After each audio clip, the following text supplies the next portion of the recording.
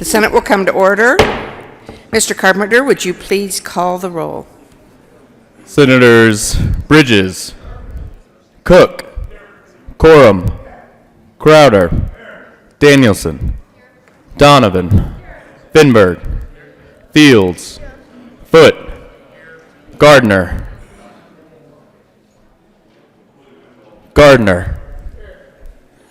Janal, Gonzalez, Hanson,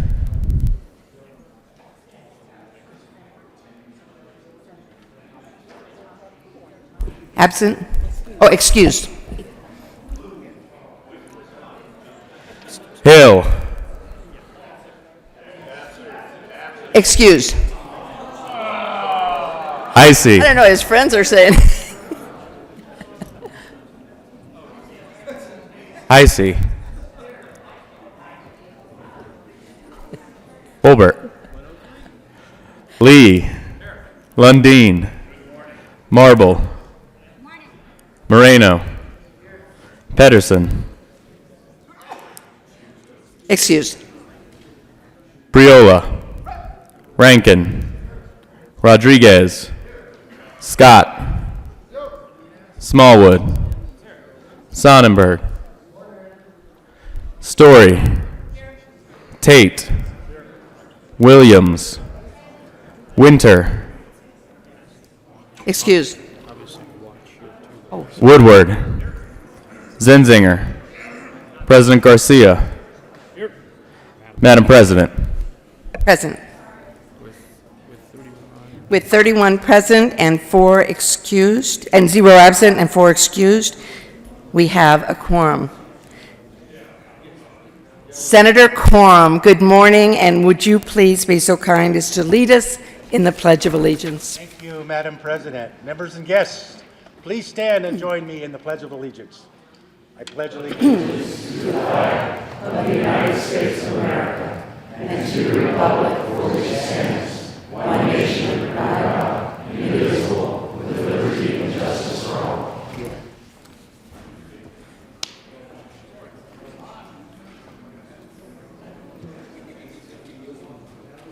Approval of the Journal.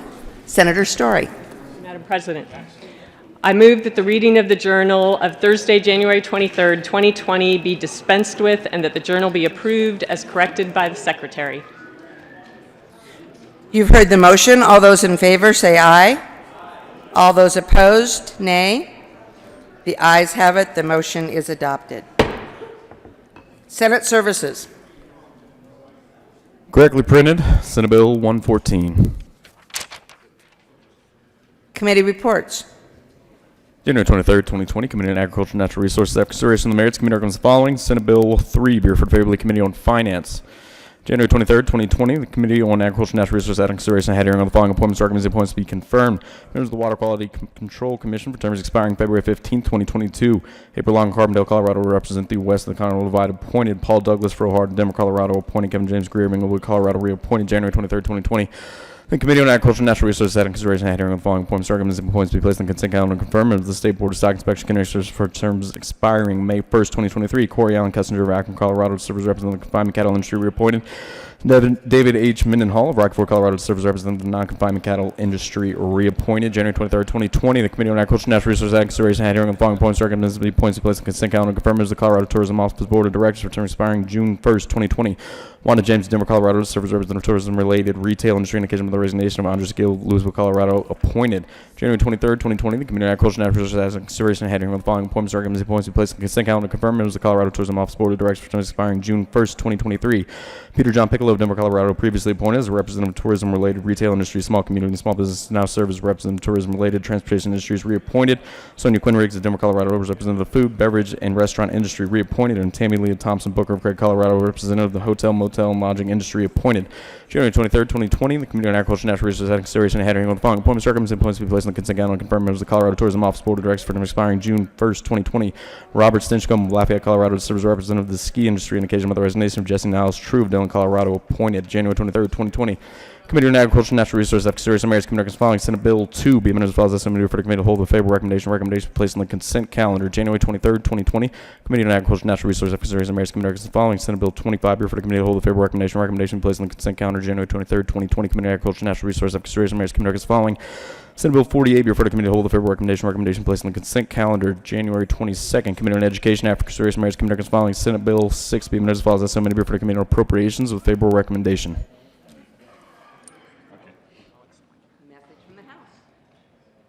Message from the House. The House has adopted and returns herewith Senate Joint Resolution 4.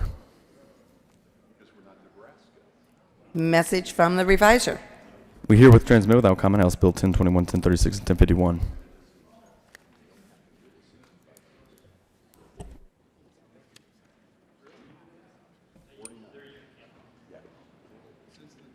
Introduction and consideration of resolutions.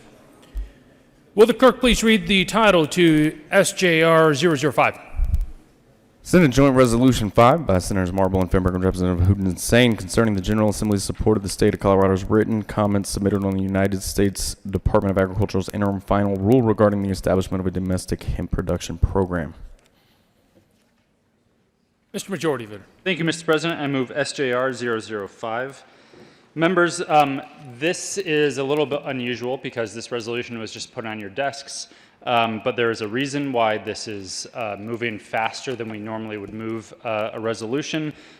This resolution, if you look at it, it provides written comment to the U.S. Department of Agriculture regarding the interim final rules being considered in the domestic hemp production program. So, as you know, there have been a lot of changes at the federal level in terms of the allowance and regulation of hemp production. Colorado is ahead of the game, and so we've got some opinions on that.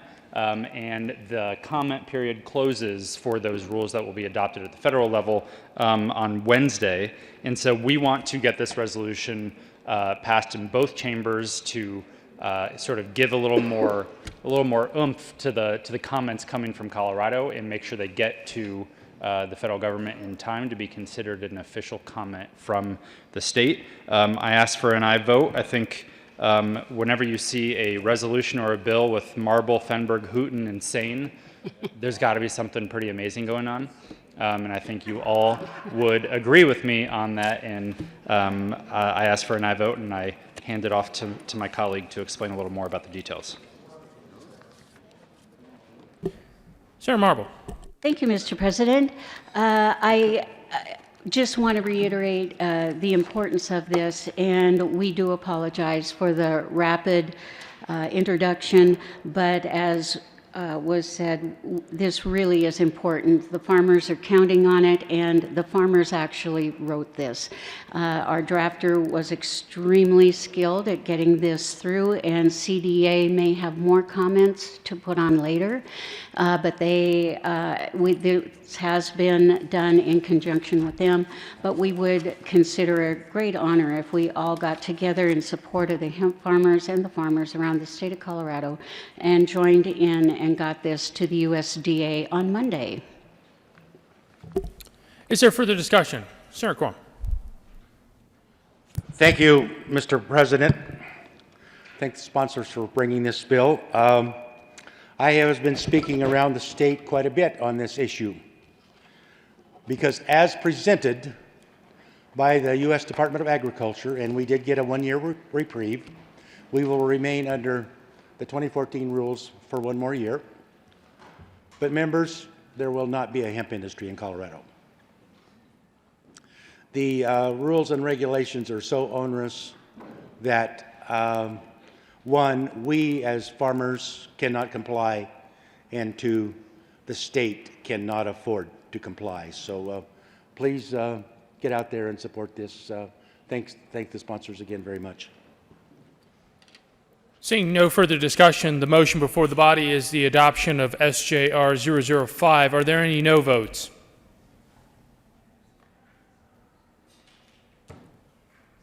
With a vote of 31 ayes, 0 noes, 0 absent, and 4 excused, SJR 005 is adopted.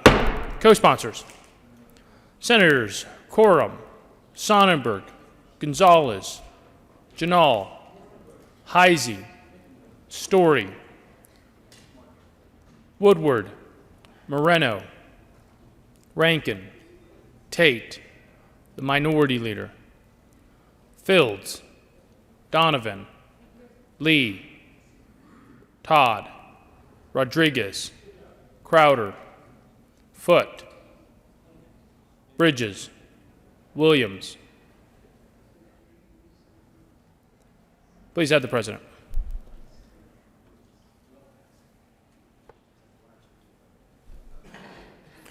Will the clerk please read the title to SJR 002? Senate Joint Resolution 2 by Senators Lundin and Fields and Representatives Van Winkle and Sirota concerning the support of the I Love You Guys Foundation. Senator Lundin. Thank you, Mr. President.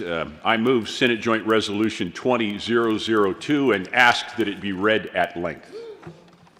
Mr. Carpenter, will you please read Resolution 002 at length?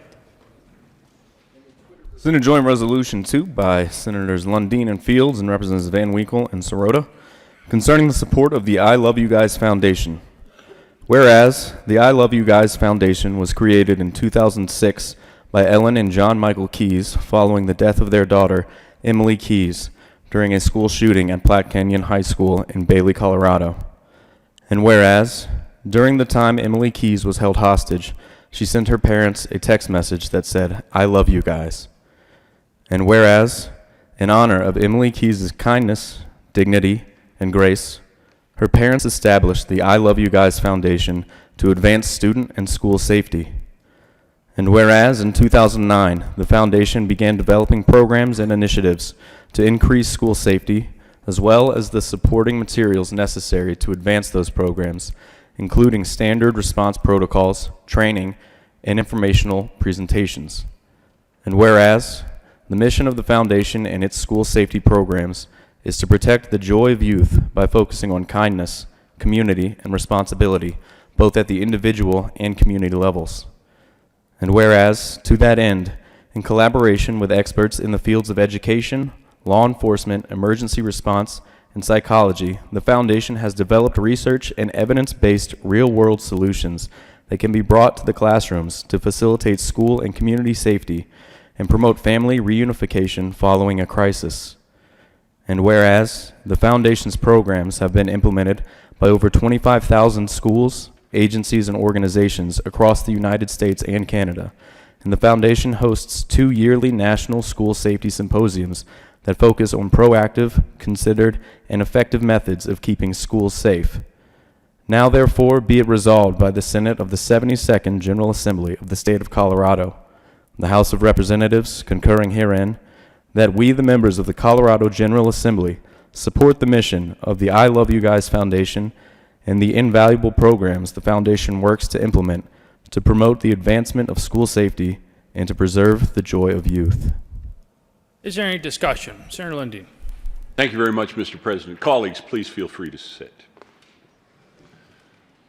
Today we pause to honor the memory of Emily Keyes and the life-changing work that has come out of her tragic death. The foundation we recognize today was established in 2006 by Ellen Stoddard Keyes and John Michael Keyes, who have joined us on the floor of the Senate today, after they lost their daughter, Emily, during a hostage crisis at the Platte Canyon High School in Bailey, Colorado. The message of hope and love that Emily texted her parents is the name of the foundation and should be the rallying cry that each of us raises in the pursuit of school safety and, frankly, every day as we work as policymakers. Emily's message was simple: I love you guys. The I Love You Guys Foundation is committed to school and community safety and family reunification following crisis. Their programs are the result of extensive collaboration with leaders across the school safety space, including first responders, school districts, and safety professionals.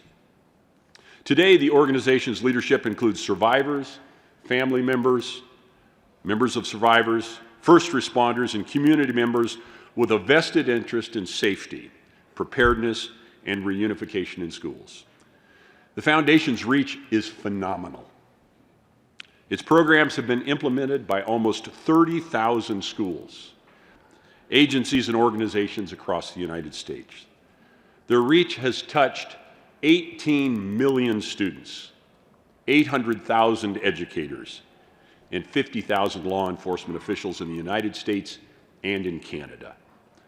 The main programs, which are free to download at the Foundation website, which is iloveyoguys.org, includes the Standard Response Protocol, which provides a uniform response to any incident in response to an active shooter, a natural disaster, fire, intruder, or any other threat to safety. You can also download there from iloveyoguys.org the Standard Reunification Method, which offers tools and materials to manage student-parent reunification after a crisis. Think about the hearts in those moments following a crisis and the importance of this sort of protocol. The I Love You Guys Foundation mission is to restore and protect the joy of youth, and they do so with the guiding principles of kindness, community, and responsibility. Senate colleagues, I hope you will join me and my co-sponsor and the School Safety Interim Committee, which is also a co-sponsor on this bill, this House-Senate resolution, with your vote and your voice in support and promotion of the memory of Emily Keyes and the work her parents and the I Love You Guys Foundation are doing. Senator Fields. Thank you, Mr. President, and good morning, colleagues. It is with great honor that I stand here with my colleague in support of this joint Senate resolution. When I think about I Love You Guys Foundation, I think about that word that you just talked about, love. Because when you talk about love, everyone gains when there's love and kindness in our interactions with each other. I've known Ellen and John Michael Keyes, the Keyes family, I've known them for over 10 years. And I have admired their work over time. And the work that they have done has really been significant as it relates to school safety. And there are some things that are worth fighting for. And that's what this foundation is all about. It's about fighting for making sure that our schools are safe, that the climate in those schools are safe, and we're doing everything possible so that another tragedy does not have to happen in the school. When this tragedy happened to Emily, she was 16 years old. Her dad heard about something that was going on in the school, so he texted her. And he texts simply, "Are you okay?" And she responds back, "I love you guys." With that response, that gives tribute to the family, because that was her last communication as far as we know, that she wanted to extend her love to her parents, mom and dad. So they named this foundation after that last text that they received. I love you guys. I love you guys. I mean, when you think about Emily, she probably could have said a lot of different things.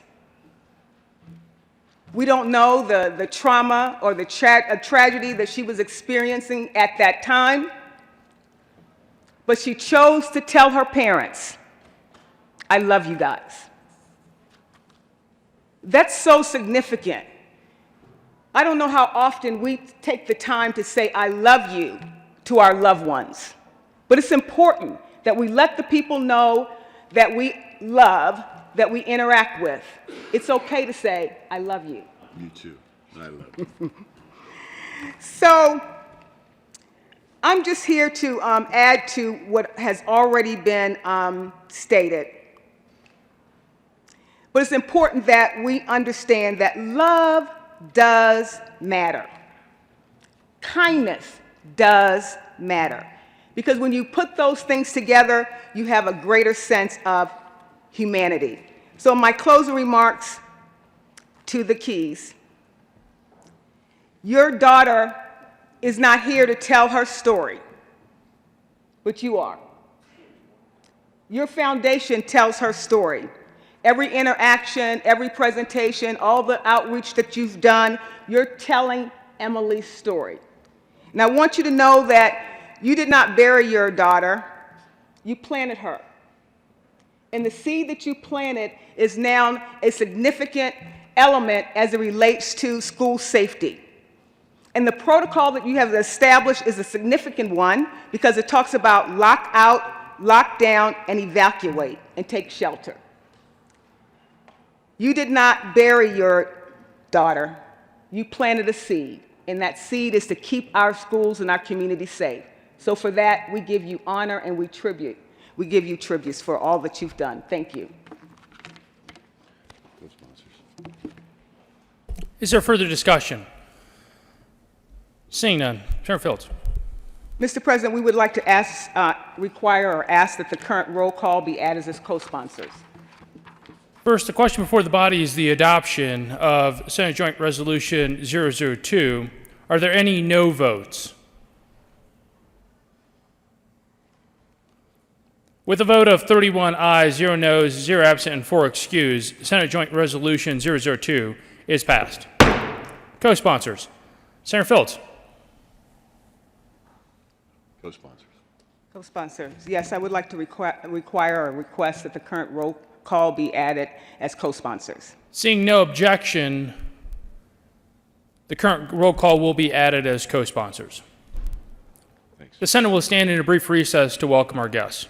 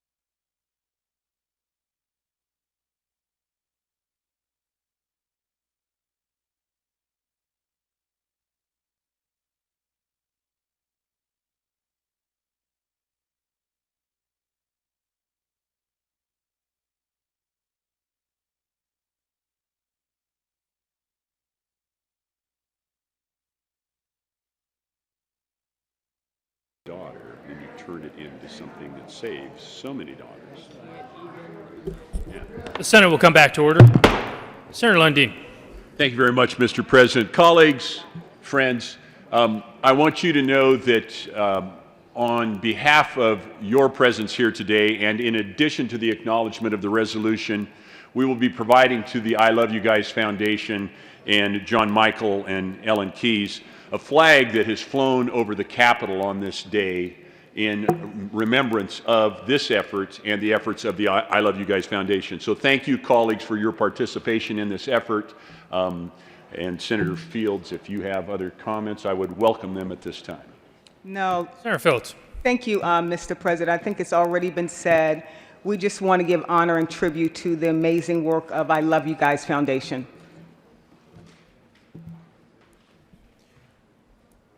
Announcements. Senator Story.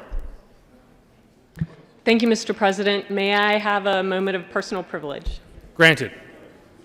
Thank you. Colleagues, I am here today to offer tribute to an individual who has been in my community recently. Orly McAfee was born on a farm in Oklahoma right before the Great Depression.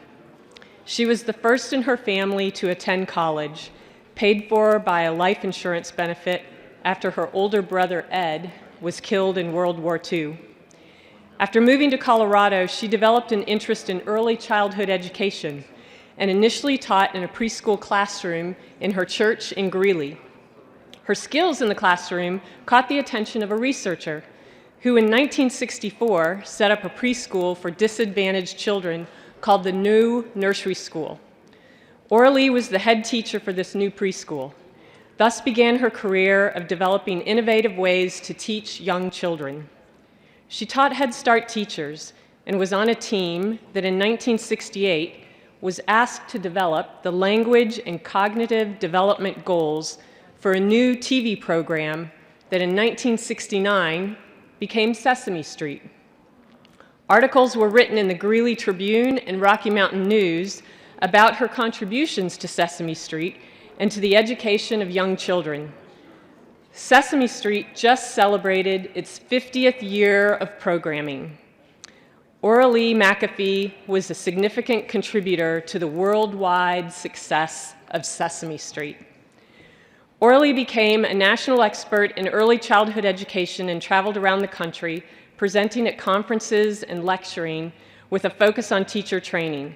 Some of her most fulfilling work was with numerous Native American tribes all over the West.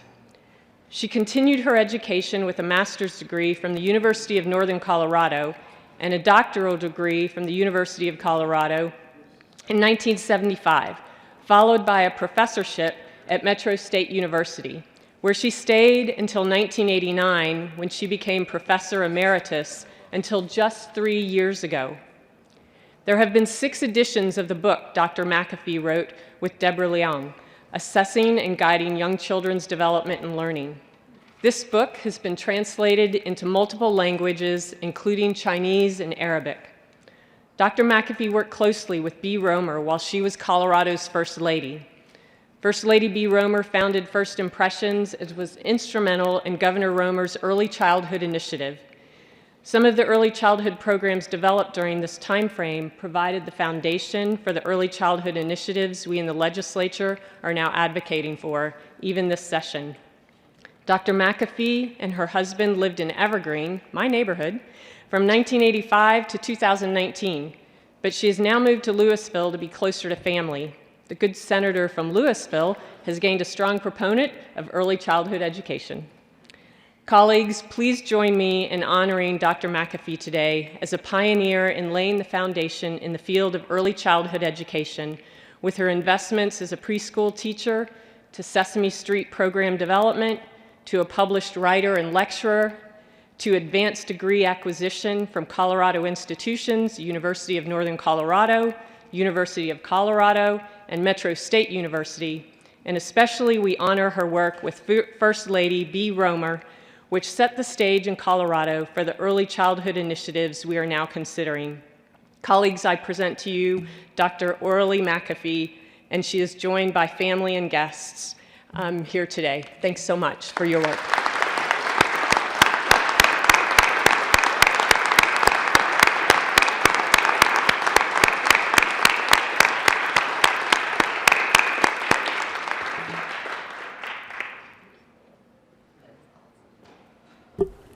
Senator Todd. Thank you, Mr. President. And oh my goodness, what an honor to have the esteemed leader of Sesame Street influence right here. And I'm looking across our whole body here.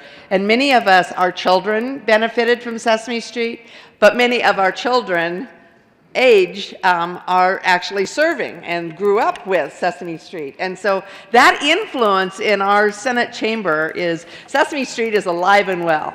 So thank you so very much. Appreciate that. But along with that, Mr. President, may I ask, or no, I just need an announcement. I want to piggyback on that and invite you all to Children's Campaign is having their first luncheon on Thursday, next Thursday, and we will be talking about behavioral health and talking about early childhood, and so probably picking right up on some of the things that have been started. So thank you very much. And have a wonderful weekend, everyone.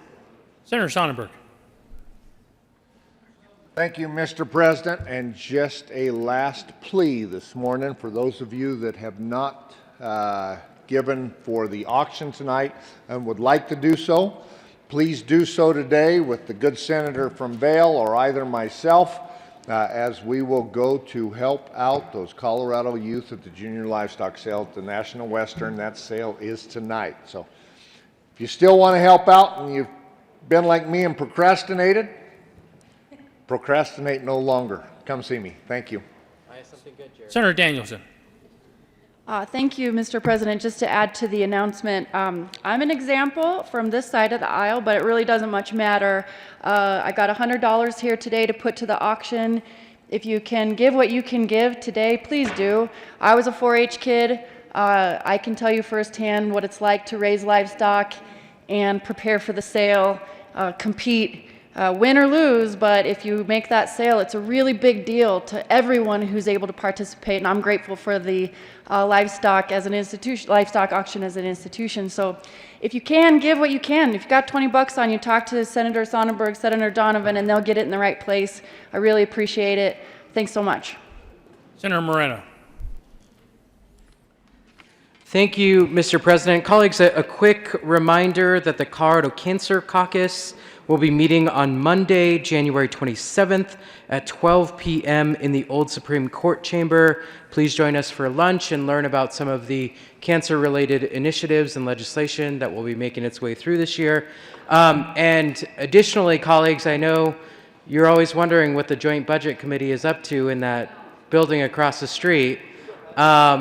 So just for your information, the Joint Budget Committee will be meeting upon adjournment of the House and the Senate to discuss the Department of Corrections supplemental. So if you have interest in that issue, particularly for the Judiciary Committee members, we would welcome your attendance and you sharing your viewpoint on that. And then at 1:30 p.m., we will be discussing reinsurance and the public option. However, that will be held in LSB A at 1:30 p.m. today. Thank you, Mr. President. Senator Lee. Senator Gardner. Members, we have a great opportunity next week. Justice Gabriel from the Colorado Supreme Court will be delivering a presentation that they have put together called Our Courts, describing how our courts work, the appellate courts, the lower courts, and it will be on next Wednesday at noon in the old Supreme Court. Everyone is invited to attend. The justices were very excited about the opportunity to present this information to legislators. Senator Gardner. Thank you, and let me also endorse the invitation of my colleague, the senator from Colorado Springs. The court system, and particularly Justice Gabriel, have reached out to us in particular to further the understanding between our respective branches. I think you will find this presentation to be interesting. It would be interesting for any citizen, but for those of us who legislate in this area, it's really a great presentation. That is Wednesday, the 29th. The Old Supreme Court Chambers, 12 noon. Thank you. Thank you. Mr. Minority Leader. Thank you, Mr. President. Members, one of the frustrations of challenges of being the majority leader is you have to be the last person to speak on announcements because he will move us to either into recess or to adjourn. Another thing I just want to point out, Monday we're going to do something called second reading here in the Senate chamber. It's been a while. But congratulations to those who have bills on the second reading consent calendar, because that is very beneficial. I wish our newest member from Denver was here because he can learn the great blessing that we have here in the Senate to actually have a consent calendar. But one of the frustrations of being the majority leader, I'll speak from personal experience, is if you have an amendment for one of these bills, it has to come off the consent calendar. And the sooner you let the majority leader know that, the easier it is to accommodate that. The most frustrating thing is to move a consent calendar and then have to take a bill off because you remember late that you have an amendment. So congratulations to everybody who does have a bill on the consent calendar, but if for any reason it has to come off, remember to please let the majority leader know sooner rather than later. Thank you, Mr. President. Having no further announcements, Mr. Majority Leader. Thank you, Mr. President. Thank you to the Minority Leader for looking out for me and ensuring that I don't get frustrated. We do have a handful of bills to read across later today. Hopefully we'll get to them sooner than later. So, Mr. President, I move that the Senate stand in recess until 11 a.m. today. You have heard the motion. All those in favor say aye. All those opposed, no. The ayes have it, and the motion is adopted. The Senate will stand in recess until 1100 hours today.